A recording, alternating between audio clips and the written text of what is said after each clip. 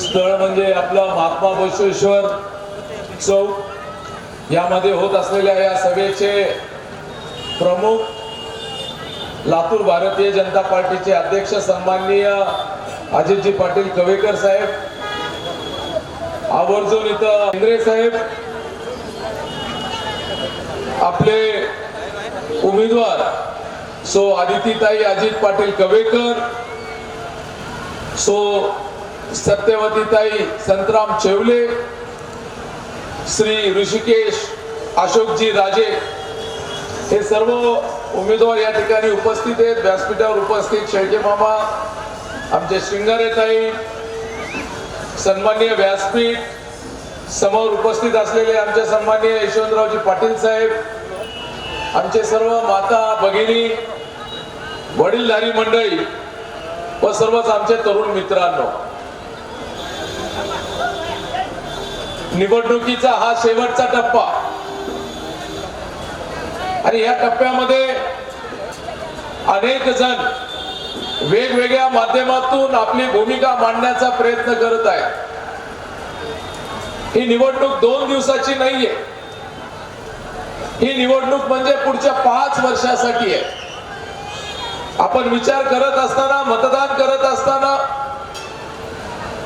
15 तारखेला मतदान झाल्यावर आपल्याला असं वाटतं की आता निवडणूक संपली, पण नवीन सुरुवात त्या ठिकाणी होत आहे। नवीन 5 वर्ष आपल्याला त्या ठिकाणी सुरुवात होणार आहे।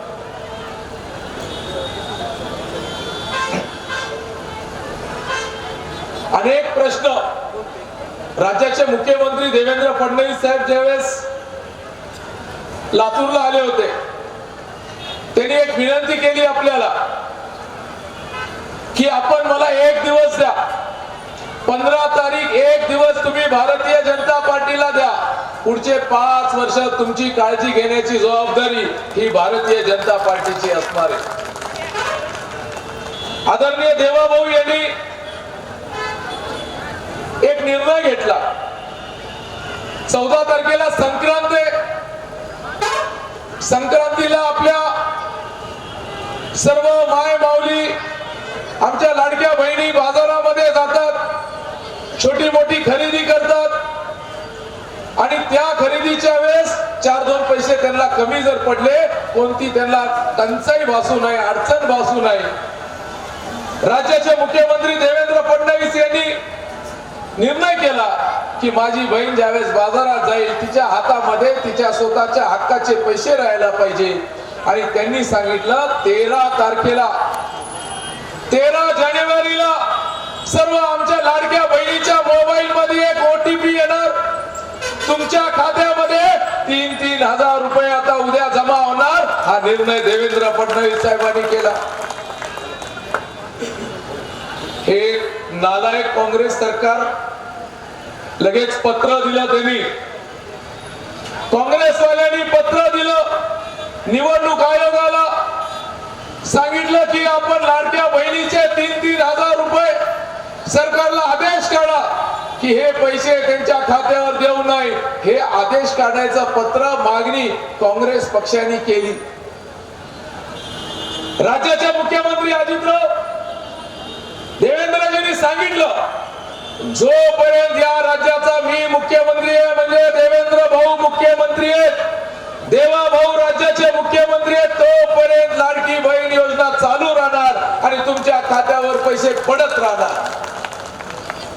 आणि एवढ्यावर थांबायचं नाहीये, एवढ्यावर आपल्याला थांबायचं नाहीये। देवेंद्रजींनी सांगितलं आता लाडकी बहीण योजना ही मर्यादित ठेवायची नाहीये। आता आपल्याला 1500 रुपये नाही, किती देणार आहे तो आता खात्यावर माहितीये कुणाला? आता नवीन योजनेतून 1500 ते 2100 करण्याचा निर्णय देखील आपल्या सरकारने त्या ठिकाणी केलेला आहे। अजितराव आता तुमच्यावर वेगळी जबाबदारी आहे। तुमच्यावर जसं या शहरामध्ये 80,000 जवळपास 80,000 बहिणींच्या खात्यावर तुम्ही अर्ज भरले, हे सर्व अर्ज मंजूर करून घेतले, या सर्व बहिणींसाठीचे अर्ज जसं मंजूर करून घेतले, आता तुमच्याकडे आणि तुम्ही तिघांकडे आदितीताई आहेत, आमच्या चेवलेताई आहेत, राजे आहेत. तुमच्या तिघांकडे आता जबाबदारी आहे. मुख्यमंत्री मोदयांनी सांगितलेल्या आदेशाप्रमाणे आता आमच्या बहिणीला फक्त लाडक्या बहिणीच्या मर्यादित ठेवायचं नाही, तर लखपती दीदी योजनेमध्ये आपल्या सर्व बहिणींचा समावेश करायचा. तुम्ही इथं उभा टाकून सांगा, आता आदित्यताई उभा टाका, राजा उभा टाका, चवलेताई उभा टाका. या सर्व बहिणींना वचन द्या, पहिल्या 4 महिन्यामध्ये आपण सर्वांचे लखपती दीदी योजनेचे फाईल भरा, त्यांचे फॉर्म भरा. त्याला 1 रुपया लागू देणार नाही. आणि तुम्ही ते फॉर्म आमच्याकडे द्या. अजितराव, तुम्ही जेवढे फॉर्म आमच्याकडे द्याल तेवढ्या फॉर्मला मंजूर करून सर्व बहिणींना लखपती दीदी करण्याचं काम आम्ही त्या ठिकाणी करणार आहे. ही जबाबदारी आता तुम्हा तिघांची, ही जबाबदारी आता तुम्हा तिघांची आहे की आमच्या सर्व बहिणींना लखपती दीदी योजनेचा लाभ आपल्याला त्या ठिकाणी द्यायचा आहे. मी खरं तर प्रभाग क्रमांक 18 हा कुणाचा प्रभाग आहे? प्रभाग क्रमांक 18 कोण? अजित भैया कवेकर.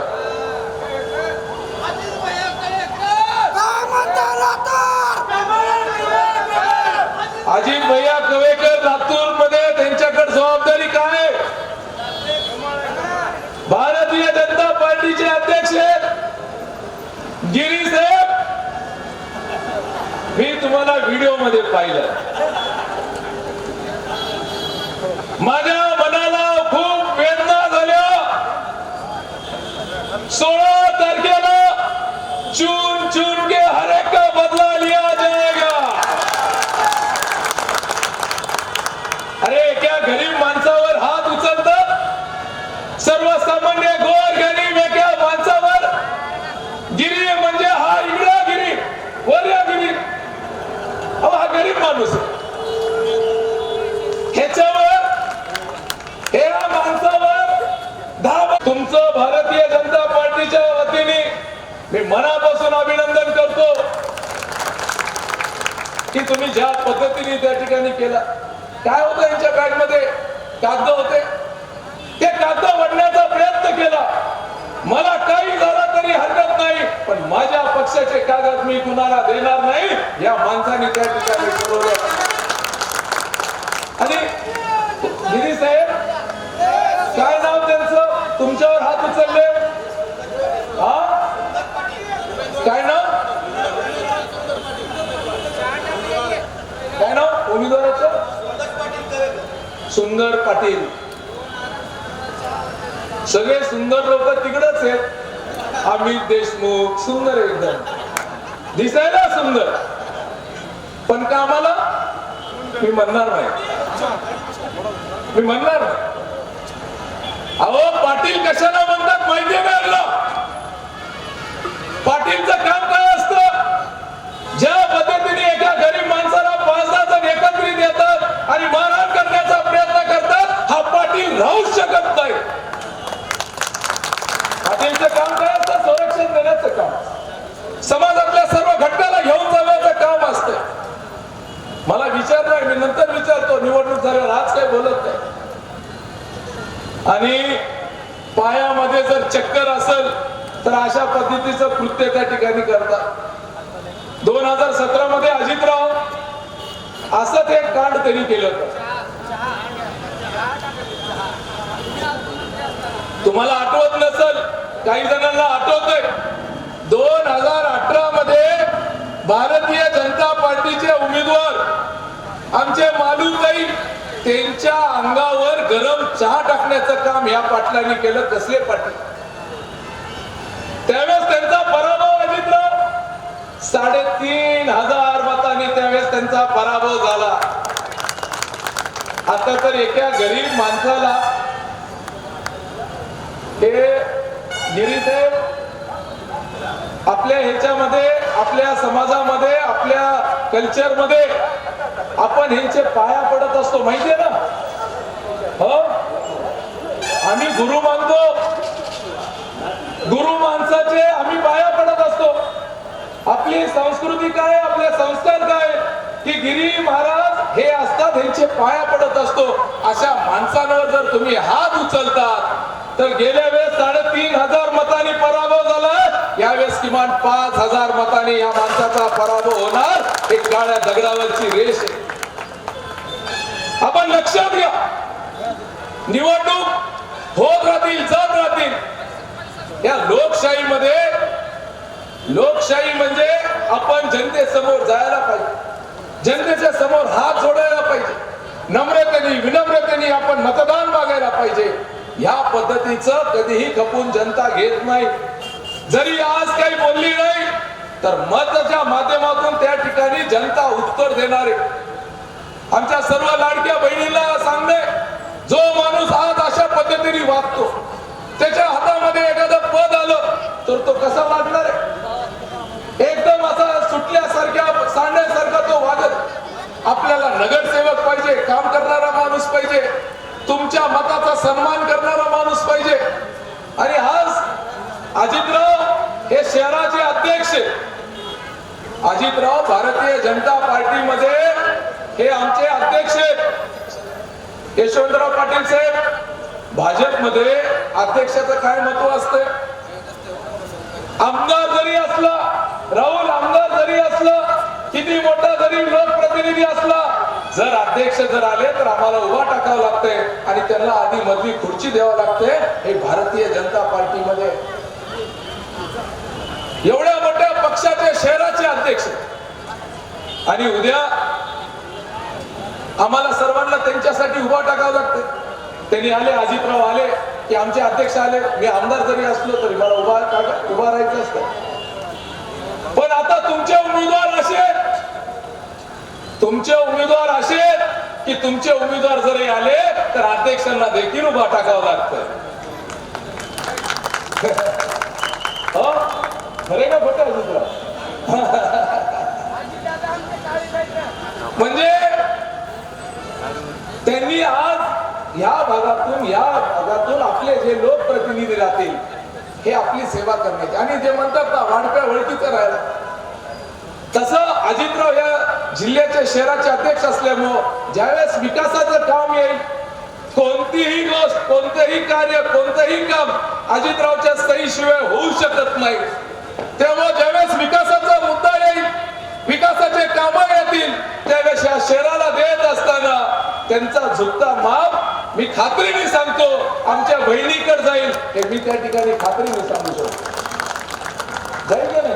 आता हो म्हणतो. तेव्हा आपल्या सर्वांना विनंती आहे, 15 तारखेला कमळाच्या समोरचं बटन दाबून आपण आमच्या तिन्ही उमेदवारांना निवडून द्या. पिण्याच्या पाण्याचा प्रश्न, भुयारी गटारचा प्रश्न, या अनेक प्रश्नाला जर आपल्याला निर्णय करायचा असेल, त्याच्यातला मार्ग काढायचा असेल, एकमेव पक्ष म्हणजे भारतीय जनता पार्टी. देवेंद्रजींनी सांगितलं की लातूरला आम्ही स्वच्छ पाणी देऊ. स्वच्छ पाणी आज येते आपल्याला? स्वच्छ पाणी येते का? स्वच्छ पाणी आपल्याला बाटली घेऊन पाणी प्यावं लागतं. नळाला जे पाणी येते स्वच्छ पाणी आहे का? गडूळ पाणी येते, गडूळ. आमचे पत्रकार आहेत तिथं, पत्रकार बंधू आहेत, मी जे बोलतो ना ते रेकॉर्ड करून घ्या. आता जर खोटं असेल तर त्यांनी माझ्यावर केस करू शकतात. लातूरकरांना जे नळाने पाणी येतं, जिथून पाणी येतं, जे गढूळ पाणी येतं, जे खराब पाणी येतं, त्याच्या मागचं कारण मी आज आपल्याला सांगणार आहे. आजूबाजूला आपल्या आमदाराचे कारखाने आहेत, त्या कारखान्याचं जे सांडपाणी आहे, जे खराब पाणी आहे, हे आपल्या पाण्यामध्ये त्या ठिकाणी सांडलं जातंय, त्याच्यामध्ये मिक्स केलं जातंय आणि तिथूनच आपल्या गावाला पाण्याचा स्रोत आहे. आम्ही तक्रार दिली, हे पाण्यावर तुम्ही प्रक्रिया करा, पिण्याच्या पाण्यामध्ये हे पाणी सांडू नका. तरी देखील त्यांचं काम चालू आहे. अजितराव, आपली महानगरपालिका आल्यानंतर पहिलं काम जर काय करायचं असेल, लातूरकरांच्या पाण्यामध्ये हे जे सांडपाणी मिक्स करतात, हे सांडपाणी आपल्याला बंद करावं लागेल आणि लातूरकरांना स्वच्छ पाणी द्यावं लागेल. हा निर्णय आपण करावा.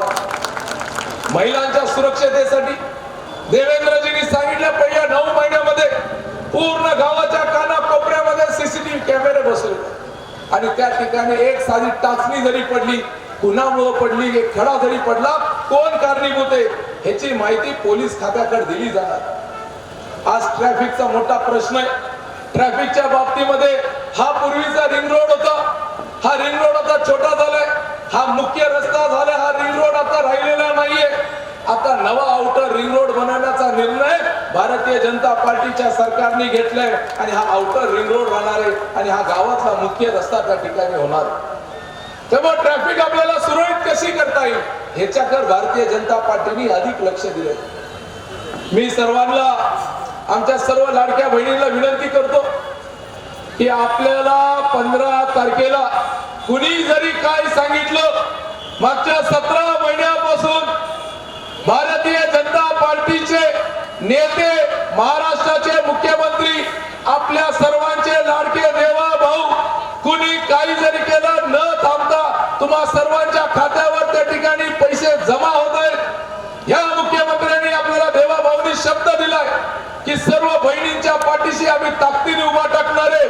15 तारखेला तुम्हा सर्वांना आपल्या लाडक्या भावाच्या पाठीशी निश्चितपणे खंबीरपणे उभा टाकायचंय आणि त्यांना सांगायचंय की आम्ही सर्वांचं मतदान कमळाला त्या ठिकाणी केलंय। हे एका बहिणीची, एका भावाला भेट असणार आहे। आपण ही भेट देणार आहात का नाही? जे बहिणी भेट देणार आहेत भावाला एकदा हात वर करून सांगा आणि एकदा सर्व आमच्या बहिणींनी सांगा, काय म्हणते लातूर?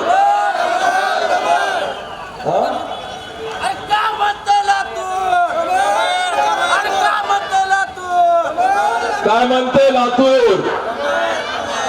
धन्यवाद। जय हिंद, जय महाराष्ट्र।